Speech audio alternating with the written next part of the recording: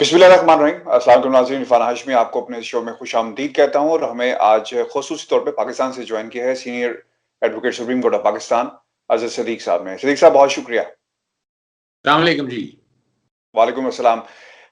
Viewers, mount Everest की ऊंचाई में इजाफा हो गया है और जो नई ऊंचाई है 2.5 फुट इसमें इजाफा हुआ है और अब इसकी जो ऊंचाई है वो 8,848.86 मीटर यानी 29,031 फुट हो गई है और इस पर चीन और नेपाल का इत्तेफाक भी हो गया है। ये थी माउंट एवरेस्ट की ऊंचाई और दूसरी तरफ ऑपोजिशन का एक इत्तेहाद है जो रोजाना एक नया बयानिया देती है और अपने कद में इजाफे की कोशिश कर रही है और इस कद में इजाफे की कोशिश जारी है, लेकिन इस पर पाकिस्तान की अवाम इत्तेफाक नहीं कर रही। माउंट एवरेस्ट की ऊंचाई पर चीन और नेपाल पे इत्तेफाक हो गया, लेकिन ये जो कद बढ़ाने की कोशिश की जा रही है इस बयानिए पे पाकिस्तान की आवाम इत्तेफाक नहीं कर रही। और अंदर की खबर ये है कि जो इजलास हुआ वहां पर भी इस्तीफों पर इत्तेफाक नहीं हो रहा। आज का मौजू बहुत ही इंपॉर्टेंट है और इस पर हम तफसील से बात करेंगे अजहर सदीक साहब के साथ।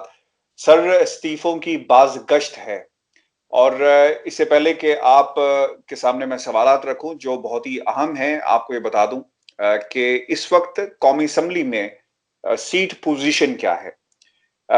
पाकिस्तान तहरीक इंसाफ की 156 सीट्स है, एमक्यूएम पाकिस्तान की 7, पीएमएल पाकिस्तान मुस्लिम लीग काफ की 5 है, बीएपी की 5 है, ग्रैंड डेमोक्रेटिक अलायंस की 3 है, ऑल मुस्लिम लीग अवामी मुस्लिम लीग की 1 है, जेडब्ल्यूपी की 1 है, इंडिपेंडेंट 1 है। तो कुल 179 सीट्स इस वक्त हुकूमत की जो ऑब्वियसली अलायंस के साथ हैं। अच्छा, ऑपोजिशन में मुस्लिम लीग नून की 83 है, पाकिस्तान पीपल्स पार्टी की 55 है, इसके अलावा 15, बीएनपी M4, पीटीएम 2, जेआई की 1 है, एएनपी की 1 है और ये था हमारा ऑपोजिशन का इत्तेहाद। सवाल अब ये पैदा होता है सदीक साहब कि अगर इस्तीफे दिए गए, इमरान खान साहब कहते हैं कि अगर इस्तीफे इन्होंने दिए तो मैं दोबारा ज़मीनी इंतखाबात करवा दूंगा, और दूसरी तरफ कहा जा रहा है कि इस्तीफे फजल रहमान साहब को जमा करवाए जाएं और कुछ नून लीग के इस्तीफे आए भी हैं। अब अगर इस्तीफे हो गए तो फिर क्या होगा? क्या ऑप्शंस मौजूद हैं पाकिस्तान की हुकूमत के पास और ये हुकूमत किस तरह चलेगी? जी सदीक साहब। बहुत शुक्रिया इरफान हाशमी साहब, दिल के बहलाने को। ख्याल अच्छा है, ख्वाब अच्छा है, मैं मजाकन बात कर रहा हूँ। ये जो माउंट एवरेस्ट चढ़ने वाली बात है, इस्तीफे वाली जो बात कर रहे हैं आप, यानी ये हर कोई नहीं चढ़ सकता है, याद रखिएगा। और वैसे भी याद रखिएगा, इस्तीफे जो देने होती है ना, इस्तीफे तो स्पीकर असेंबली के पास जमा कराए जाते हैं, स्पीकर के पास जानी है। अगर सेनेट गया तो चेयरमैन सेनेट के पास जमा होने हैं। ये पार्टी लीडर कहाँ से आ गया? ये कोई लगता है आइन में तरमीम कर छोड़ी है और उसके लिए आपको आइन के आर्टिकल 64 पे जाना पड़ेगा। जब आप इस्तीफा दे देते हैं तो इस्तीफा जब आर्टिकल 64 के तहत इस्तीफा जाता है और फिर वो बाकायदा जो सीट है ना वो खाली तस्वर की जाती है, ये याद रखिएगा। तो यानी ये जो है ना, ये गुड्डे गुड्डी का खेल खेलना, वो हम बचपन में याद है, छोटे छोटे हुआ करते थे तो ये शादियां रचाना इस तरह की, और ये पूरे ड्रामेबाजी होती थी ना, आपको पता है। वो बड़ा ड्रामा करना, हमने मेहमान भी लाने हमने, और मिट्टी का बर्तनों में सालन भी हमने बड़ा रखना, दावत का इंतजाम भी बड़ा हमने करना। वो बड़ा यानी शो यही करना कि पता नहीं हम कोई बहुत बड़ा इवेंट कर रहे हैं, लेकिन होता कुछ नहीं था, नाम ही था। तो यहाँ दूसरी बात याद रखिएगा, आइन का आर्टिकल 52 बड़ा क्लियर है। 52 जो आर्टिकल है वो कहता है असेंबलियों ने 5 साल मुद्दत पूरी करनी है, ये क्लियर लिखा है, और सूनर डिसॉल्व, या उससे पहले असेंबलियां तहलील कर दी। यहाँ ये नहीं लिखा हुआ कि रेजिग्नेशन हो जाए, मेजोरिटी की रेजिग्नेशन हो जाए, ज्यादा लोग इस्तीफे दे दें। यहाँ इनका आर्टिकल है, ये हर कोई बातें तो बड़ी कर रहा है ना, इनको चाहिए। मैंने तो बड़ी दफा कहता हूँ यार कि आईने पाकिस्तान 1973 जहाँ उर्दू में, पंजाबी में, पश्तो में, फारसी में, सराइकी में, सिंधी में, बलोची में, इन और सबको पढ़ाया जाए। इनको ये आ तो जाते हैं, इनका रिफ्रेशर कोर्स भी कराया जाए, इनको पता भी होना चाहिए। आईने पाकिस्तान क्या कहता है, आवाम को बेवकूफ बना रहे थे, ट्रक के बत्ती के पीछे लगा लेते हैं। दूसरी बात बड़ी सीरियस है, मैंने अभी लफ्ज इस्तेमाल किया, तहलील होने के लिए आर्टिकल 52 पे जाना पड़ेगा। मैं 58(2) का बहुत बड़ा स्टांच सपोर्टर था, बड़ी ज्यादती की इन्होंने। 58(2) भी एक सेफ्टी वॉल्व था पहले यहाँ। आईने पाकिस्तान ने कहा कि हर खुद ही कहा इन्होंने, असेंबलियां 5 साल पूरी करनी चाहिए, इन्होंने बैठ के तरमीम की ना, 50 और 2 भी इन्होंने खत्म किया ना, वरना तो एक सेफ्टी वॉल मौजूद था कि बजाय मार्शल कोई आए 50 और 2 के जरिए असेंबलियां तहलील हो जाती थी। अब उन्होंने खुद ही इस मामले को खुद ही क्लोज कर दिया। आर्टिकल 58 के तहत यहाँ भी सदर पाकिस्तान ने असेंबलियां डिसॉल्व करनी है, लेकिन याद रखिएगा इख्तियार वजीर आजम की एडवाइस के ऊपर है। वजीर आजम एडवाइस करेंगे, advice of the prime minister. Yes of course, that's very clearly, बड़ा क्लियरली लिखा है। और उसके अंदर 48 घंटे के अंदर असेंबली डिसॉल्व हो जाएगी और सदर का इख्तियार जो है वो आइन के आर्टिकल 48 के तहत है। आर्टिकल 48(5) के तहत है जब असेंबलियां डिसॉल्व करेंगे तो 90 दिन के अंदर अंदर इलेक्शन अनाउंस करने हैं, केयर टेकर कैबिनेट बननी। जब असेंबलियां डिसॉल्व करेंगे, इस्तीफे देने का कोई ऐसा प्रोविजन या ऐसी कोई चीज यहाँ पर मौजूद नहीं है। अच्छा, अब इसी में आगे चलते हैं, आइन के आर्टिकल 224 से 2 के तहत जहां जिमनी इलेक्शनों की बात होती है आइन के आर्टिकल, उसमें भी 90 दिनों के अंदर अंदर इलेक्शन हो रहे हैं। तो ये एक प्रोसीजर है जो दिया हुआ है आइन पाकिस्तान 1973 ने कि अगर आप कर रहे हैं, और जिमनी का इलेक्शन का बड़ा तरीकाकार बड़ा वादे तौर पर दिया हुआ है। और जिमनी इलेक्शन 120 दिन जब असेंबली की मियाद खत्म होने में रह जाएंगे ना, तब जिमनी इलेक्शन नहीं हो सकते, ये याद रखिएगा। यानी अभी तो 3 साल पड़े हैं या 2.5 साल पड़े हैं या 2 साल पड़े हैं, तो जिमनी इलेक्शन आइन पाकिस्तान जो कहता है कि फौरी तौर पर मशीरी हरकत में आनी है। 224 के तहत तरीकाकार दिया है, इलेक्शन कमीशन शेड्यूल अनाउंस करता है और सिर्फ जो है ना उसके मुताबिक इलेक्शन होने हैं। तो ये इसी का दूर के दिल के बहलाने को ख्याल अच्छा है, दूर के ढोल सुहाने, ये बेवकूफ बनाने की बातें अच्छी हैं। यानी इन इस्तीफों के कुछ नहीं है, ये पॉलिटिकल गिमिक्स है, आवाम को ट्रक के प्रति बेवकूफ बनाने की बातें। और एक बात और याद रखिएगा, आपने अगला सवाल करना है, मैं पहले ही बता दूं, आपने यहाँ सवाल मुझे शुरू में आपने खासतौर पीपल्स पार्टी का जिक्र किया आपने, यानी आप देखा बड़ी मजेदार बात लगाओ यार, नेशनल असेंबली डिसॉल्व, अब सूबाई असेंबली डिसॉल्व कर रही है आपने। अच्छा, सूबाई असेंबली डिसॉल्व करेंगे तो आइन का आर्टिकल 112 आएगा, उसको डिसॉल्व करें, इस्तीफे दे भी दें तो असेंबली डिसॉल्व नहीं होगी ना, वजीर आला तो तभी बैठे हुए हैं, वो कभी नहीं करेंगे। अब असेंबली अगर डिसॉल्व करनी है, आइन का आर्टिकल जैसे 58 है, इस तरह गवर्नर के पास इख्तियार है 112 के तहत। अब कमाल की बात है, गवर्नर ने 90 दिन के अंदर इलेक्शन अनाउंस करने हैं, गवर्नर ने केयर टेकर कैबिनेट अनाउंस करनी है, गवर्नर ने करनी है, और जाने वाले वजीर आला का कोई ताल्लुक नहीं उस हवाले से।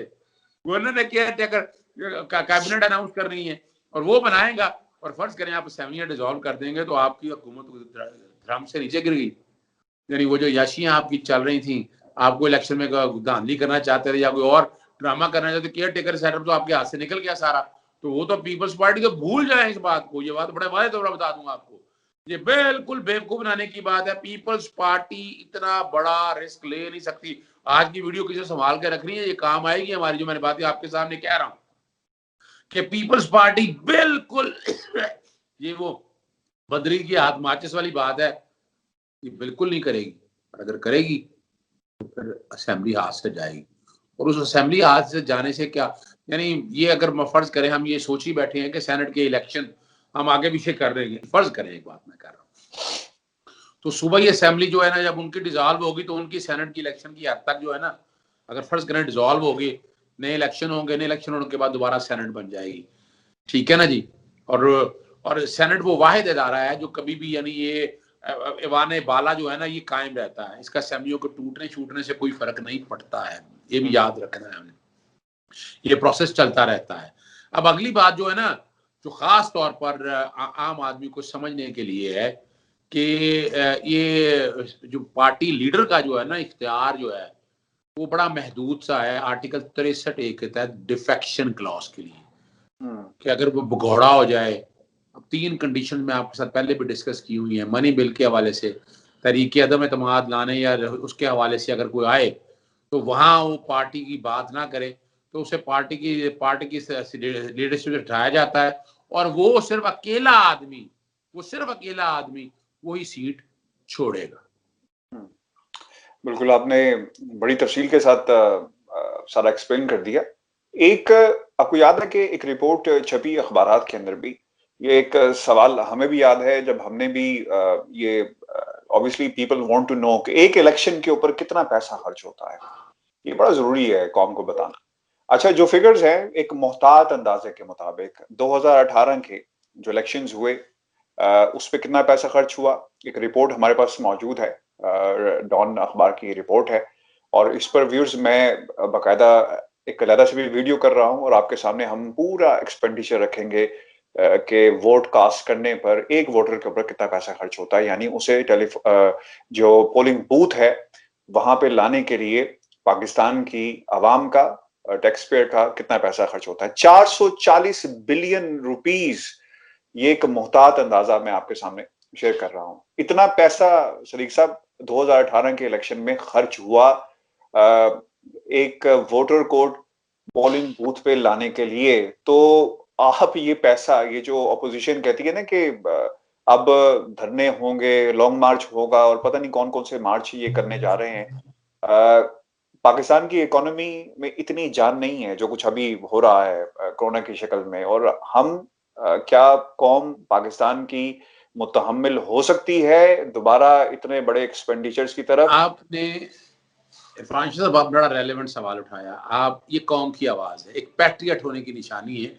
आपने दर्द उठाया है कि यहाँ बैठ के ना, यानी ये जो बातें सारी हो रही हैं, नवाज शरीफ ये मेरे से इस्तीफा मांगते, जरा तारीख तो दोहराए ना, जब वो इस्तीफे मांगने आए थे ये मेरे से इस्तीफा लेंगे।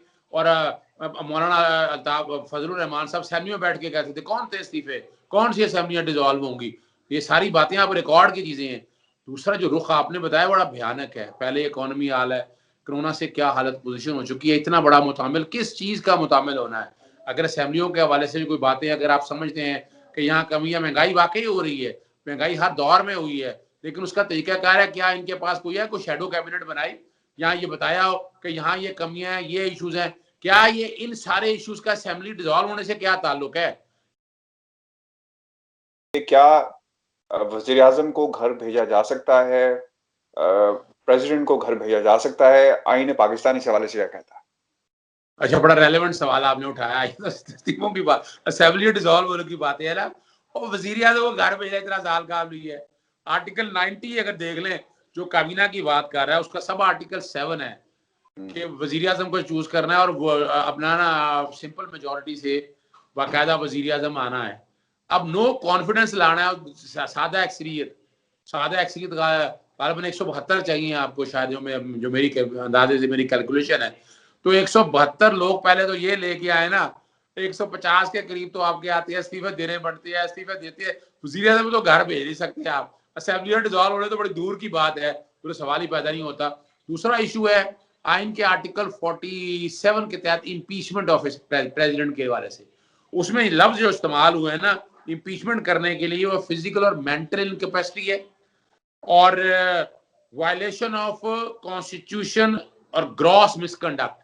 अब ये बड़ी मजेदार बात है, कम से कम दोनों असेंबलियों या सेनेट किसी एक में 1/2 जो है ना वो लोग बाकायदा करारदाद मूव करेंगे इम्पीचमेंट के हवाले से, और बताना पड़ेगा कि कौन सी मेंटल कैपेसिटी है, ग्रॉस मिसकंडक्ट है, वायलेशन ऑफ कॉन्स्टिट्यूशन है। वो फिर बाकायदा असेंबली इन्वेस्टिगेट करेगी, सदर को इख्तियार है, सदर से ज्वाइंट इजलास बुलाया जाएगा, ज्वाइंट इजलास में सदर पेश होंगे और फिर उसके बाद 2/3 अक्सरियत से सदर को घर भेजना है, 2/3 अक्सरियत से सदर को घर भेजना है, और वो भी साबित होने के बाद। तो ये डूल यानी ये इतना आसान काम नहीं है। आईने पाकिस्तान जमहूरी कमल है, जमहूरी अमल की बात करते हैं ना मजबूत करने की, तो इनके लिए है कुछ नहीं है, डुगडुगी बजाते रहेंगे, ये सारे मामले देखते रहेंगे। अच्छा, एक सवाल यहाँ पे मैं मजीद ऐड कर दूं। आपको याद होगा कि पाकिस्तान तहरीक इंसाफ ने भी अपने रेजिग्नेशन जमा करवाए थे back in 2016 if you remember, और उनको अयाज सादिक साहब ने एक्सेप्ट नहीं किया था बहुत अरसे तक। अगर ये जमा करवा भी देते हैं तो क्या स्पीकर उन्हें एक्सेप्ट नहीं करेगा, फिर डिलेइंग? तो सर ये कौम को क्यों बेवकूफ बनाया जा रहा है? आपको याद है ना कि पाकिस्तान तहरीक इंसाफ ने भी रेजिग्नेशन जमा करवाए और अयाज सादिक साहब ने कहा मैंने एक्सेप्ट नहीं करना, डिलेइंग टैक्टिक्स थे। तो सर ये कौम को सियासतदान, सर चाहे इधर के हों चाहे उधर के हों, क्यों बेवकूफ बनाते हैं? चूंकि मैंने जो शुरू आगाज किया था कि सर ये माउंट एवरेस्ट है जिसके कद में इजाफा हो रहा है और ये सर नहीं होगा। आपने बड़ा स्टार्ट ही बड़ा खूबसूरत, बहुत अच्छे बात मजा आया, प्रोग्राम तो बड़े किया, बड़ा मजा आया कि आपने स्टार्ट बड़ा इनोवेटिव स्टार्ट आपने लिया। और ये हकीकत यही है, माउंट एवरेस्ट चढ़ने वाली बात है कि यहाँ इस्तीफे दे रहेंगे। अब इस्तीफे मंजूर करने का तरीकाकार यही है, इस्तीफे जब आ जाएंगे इन्वेस्टिगेट करना है स्पीकर नेशनल असेंबली ने कि साइन अपने हैं उनके, क्यों इस तरह किया। पहली तो बात है वो बुलाएगा ही नहीं, वो इस्तीफा मंजूर नहीं करेगा। आप जो मर्जी शो डालते रहे, जो मर्जी करते रहे, आप अदालतों में जाएं। अब अदालतों में जब जाएंगे, अदालत जब देखेगी कि जमहूरी अमल को आप डिस्टॉर्ट कर रहे हैं, पटरी से उधार रहे हैं, फर्ज करें इस्लामाबाद हाईकोर्ट में मामला लग गया, तो वहां तो लेने के देने पड़ जाएंगे इनके हवाले से। तो ये इतना आसान काम नहीं है, उसकी अपनी एक इन्वेस्टिगेशन। और जैसे PMLN के दौर में या सादिक साहब ने इस्तीफा मंजूर नहीं किया था, तो फिर ये एक और मामला है वहां पर कि वहां बैठा रहेगा, सेनेट के इलेक्शन में आपको बुलाएंगे, आप वोट डालने नहीं जाएंगे, और क्या होगा फिर सेनेट के इलेक्शन हो जाएगा। अंदर की बात तो अगली है, ये भी याद रखिएगा कि आपको अब सेनेट के इलेक्शन हो रहे हैं, इस्तीफे मंजूर नहीं हुए आपके, बड़ा शोर भी डाला आपने, और सेनेट के इलेक्शन अपने टाइम पे शेड्यूल आएगा, आप नहीं जाएंगे, जितने वोट बैठे होंगे वो जाके वोट डालेंगे और उसके मुताबिक सेनेटर आपके मुंतखब हो जाएंगे। तो सदीक साहब, ये सिचुएशन है इस वक्त। सवाल अब ये है, इन लोगों से सवाल ये करना चाहिए कि आप कौम को क्यों बेवकूफ बनाते हैं। अगर आप इनके पाकिस्तान डेमोक्रेटिक मूवमेंट के जलसों को उठाकर देखें तो वहां से कोई ऐसी चीज नहीं निकलती। रोजाना वज़ीर आज़म को नए टाइटल्स दिए जाते हैं, खिताबात दिए जाते हैं, नए नाम दिए जाते हैं और कहा जाता है कि मैंने आज एक नया नाम सोचा है। काश आप पाकिस्तान की इकोनॉमी को कैसे बेहतर बनाना है, काश आप कोई ऐसे निकात रखें जिसके ऊपर हम भी बतौर सहाफी फख्र कर सकें और कहें कि जनाब जो अपोजिशन ने निकात उठाए हैं वो बहुत ही मुस्बत हैं, और हम भी गवर्नमेंट को ग्रिल कर सकें और पूछ सकें और अपने प्लेटफॉर्म से पूछ सकें कि जनाब ये जो सवालात उठाए जा रहे हैं अपोजिशन की तरफ से ये बड़े जायज हैं। पाकिस्तान के जो इदारे हैं वो नीचे क्यों जा रहे हैं, इसकी वजह इस हवाले से सवाल होने चाहिए। पाकिस्तान की इकोनॉमी को बेहतर कैसे बनाना है, इस हवाले से सवाल होने चाहिए। पाकिस्तान के जो इंटरनेशनल फ्रंट्स के ऊपर पाकिस्तान को मसाइल दरकार हैं उसके ऊपर बात होनी चाहिए। पाकिस्तान डेमोक्रेटिक मूवमेंट ने, आई एम सॉरी टू से, किसी लेवल के ऊपर सवाए एक झूठे नारों के कौम के सामने जो नैरेटिव रखा जा रहा है कि झूठ का नैरेटिव, इसके अलावा कुछ अभी तक नहीं दिया।